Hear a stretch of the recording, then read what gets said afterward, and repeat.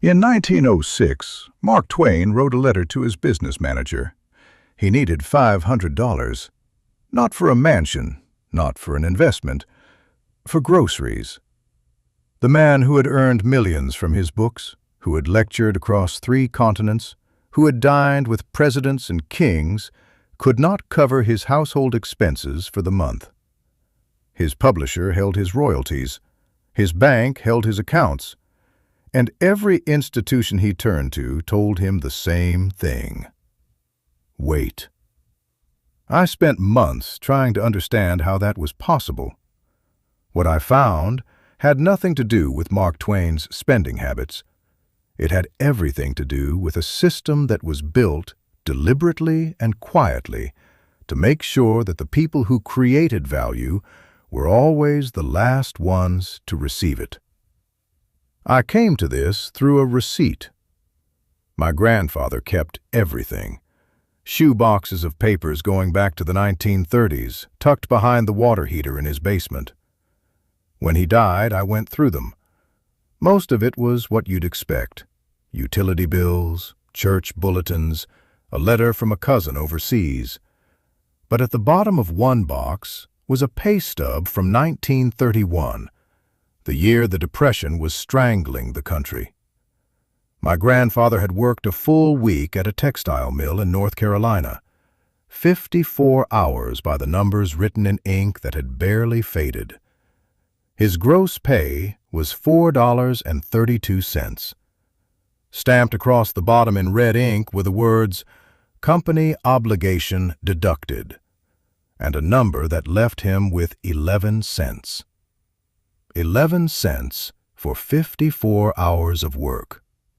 Not because he was robbed, because the system was working exactly as designed. Here is what the official history leaves out. Before 1913, the United States did not have a central bank. There had been attempts. The first Bank of the United States was chartered in 1791 and dissolved in 1811 when Congress refused to renew its charter. The Second Bank of the United States was established in 1816 and killed in 1836 when Andrew Jackson vetoed its recharter and called it, in his own words, a monster. Jackson's hostility to centralized banking was so absolute that he paid off the entire national debt in 1835, the only time in American history that has ever happened. He believed, publicly and loudly, that a national bank transferred wealth from the productive class to the speculative class. That is a direct quote from a sitting president. We do not teach it in schools. For 77 years after Jackson killed the second bank, the United States operated without a central bank. Economists today call that period chaotic, volatile, prone to panics, and they are not wrong. There were financial panics in 1837, 1857, 1873, 1893, 1901, and 1907. But here is the question nobody asks. Who profited from each panic? The Panic of 1907 began with a failed attempt to corner the copper market. It spread quickly. Banks failed. Credit froze. The stock market lost nearly 50% of its value in weeks. And then a private citizen stepped in and stopped it. J.P. Morgan, operating from his personal library on Madison Avenue, called the most powerful bankers in New York into a room, locked the door, and personally coordinated the bailout of the American financial system. He was 70 years old. He did it in a weekend. The press called him a hero. Congress called him something else. In 1912, a congressional committee called the Pujo Committee conducted what became known as the Money Trust Investigation. Their finding, published in a report that very few Americans have ever read, was that a small group of private bankers had achieved effective control over major industries throughout America through their control of credit. Not ownership, control of credit. The committee identified 18 financial institutions whose leadership held 341 directorships in 112 corporations, with total resources of over $22 billion. In 1912, dollars. The report was not buried. It was published. Senators read it on the floor. And then, the following year, Congress passed the Federal Reserve Act, December 23, 1913.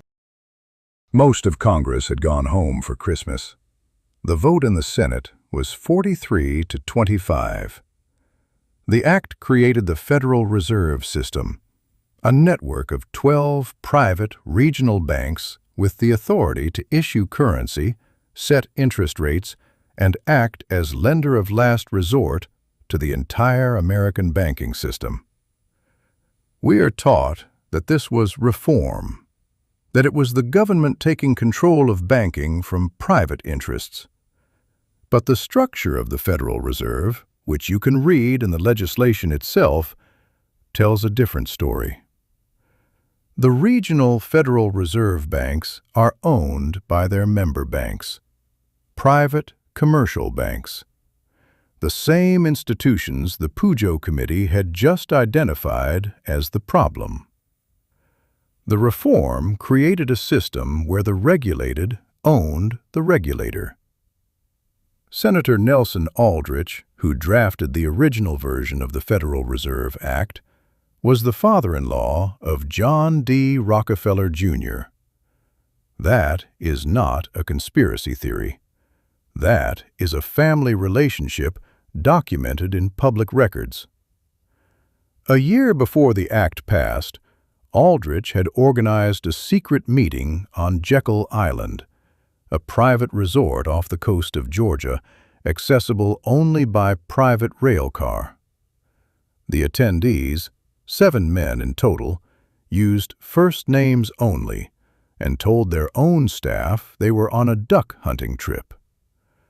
We know their identities now because one of them, Frank Vanderlip, president of National City Bank, described the meeting in detail in a 1935 magazine article. He wrote that if it were known that these particular men had come together to write a banking bill, it would have been killed. Those are his words, not my interpretation. The Federal Reserve Act passed 6 weeks later than the 16th Amendment, which established the federal income tax. Not 6 years, 6 weeks. The income tax created a guaranteed revenue stream from American workers directly to the federal government. The Federal Reserve Act created the mechanism through which the federal government could borrow against future tax revenue. Each piece only makes complete sense in the presence of the other. An income tax without a central bank is just taxation. A central bank without an income tax has no guaranteed revenue to lend against. Together they form something else. A system where the labor of ordinary Americans could be converted into interest-bearing debt instruments held by private institutions. My grandfather's pay stub makes more sense now. He wasn't earning $4.32 minus deductions. He was a unit of economic output in a system that had been designed in the same legislative session in the same calendar year to ensure that the people who produced value would always carry the cost of the debt that the people who managed value had incurred. The textile mill where he worked was almost certainly financed by credit extended through a Federal Reserve member bank. The script they deducted from his wages was company script, legally permitted and widely used through the 1930s. He was working to pay a debt he had never agreed to, in a currency he could not spend outside the company store. in a system whose architecture had been drafted in secret on an island named after a dead industrialist. Here is where I keep returning to Andrew Jackson. When he killed the Second Bank of the United States in 1836, the bankers did not disappear. They reorganized. State-chartered banks multiplied. Private credit networks expanded. And for 77 years they operated without federal legitimacy. The panics of that era were real. But the panic of 1907, the crisis that gave Congress the political will to pass the Federal Reserve Act, was touched off by men who were already among the most powerful financiers in the country. Men who stood to gain from a system that gave private banks the authority to create the national money supply. The crisis created the consensus. The consensus created the legislation. The legislation created the system. And the system required workers like my grandfather to carry the cost. The Federal Reserve's own educational materials describe its mandate as maintaining price stability and maximum employment. But price stability and maximum employment are in tension with each other by design. Low unemployment tends to raise wages. Rising wages tend to raise prices. Raising interest rates reduces employment. The mechanism the Federal Reserve uses to control inflation is, functionally, increasing unemployment. This is not a secret. Economists describe it openly, using a concept called the natural rate of unemployment, sometimes called the non-accelerating inflation rate of unemployment, or NAIRU. The idea, accepted across mainstream economics, is that some level of unemployment must be maintained to keep wages from rising too fast. There is a target number of Americans who must be unable to find work, so that the wages of those who do find work do not rise to the point where they affect the returns on capital held by the people who own the debt. My grandfather worked 54 hours for 11 cents. The system was not broken. The pay stub is the system working. There is another detail I cannot stop thinking about. In 1913, the same year as the Federal Reserve Act and the Income Tax Amendment, Congress also passed the 17th Amendment, which changed how U.S. senators were elected. Before 1913, senators were chosen by state legislatures. After 1913, they were elected by popular vote. We are taught this was democratization, and maybe it was. But state legislatures had also been the bodies most resistant to the first and second banks of the United States. The senators who had killed central banking twice in American history had been accountable to state governments that viewed concentrated financial power as a threat to their autonomy. The amendment that made senators accountable to popular elections instead passed the same year the central bank was finally established. I do not know what that means. I only know the timing. There are people today who operate without this system. Credit unions, originally called cooperative banks, were designed on a different model entirely. Members own them. Profits return to members as lower interest rates and higher savings yields. The first credit union in the United States was chartered in 1909, 4 years before the Federal Reserve Act. By 1935, over 3,000 credit unions existed, serving communities that the banking system had explicitly refused to serve. The Federal Credit Union Act of 1934 was passed during the Depression, when the Federal Reserve had allowed the money supply to contract by roughly 1/3, destroying thousands of banks and the savings of millions of Americans. Congress created a parallel system because the primary system had failed catastrophically. That parallel system still exists. It still serves over 130 million Americans. Most people don't use it, not because it performs worse, but because the marketing budget of J.P. Morgan Chase is larger than the GDP of some countries. Mark Twain eventually got his money. His financial manager worked it out. He went on his reading tour, paid his debts, and died in 1910, 3 years before the Federal Reserve was created.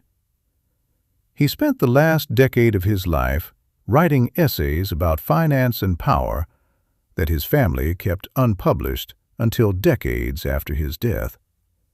His autobiography, which he instructed not to be released for 100 years after his death, was finally published in 2010. It contains a passage where he describes the relationship between creditors and debtors as the defining moral question of his era. He wrote that the borrower is the servant of the lender.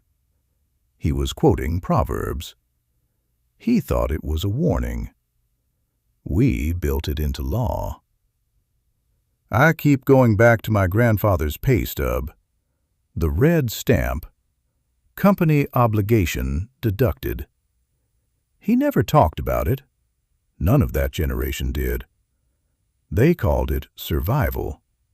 They called it the Depression. They called it the way things were. But someone designed the way things were. Someone wrote the legislation. Someone attended the meeting on Jekyll Island and used only first names and told their staff they were hunting ducks. Someone drafted an income tax and a central banking system in the same congressional session. Someone passed an amendment changing how senators were chosen the same year the central bank was finally, after 77 years, successfully established.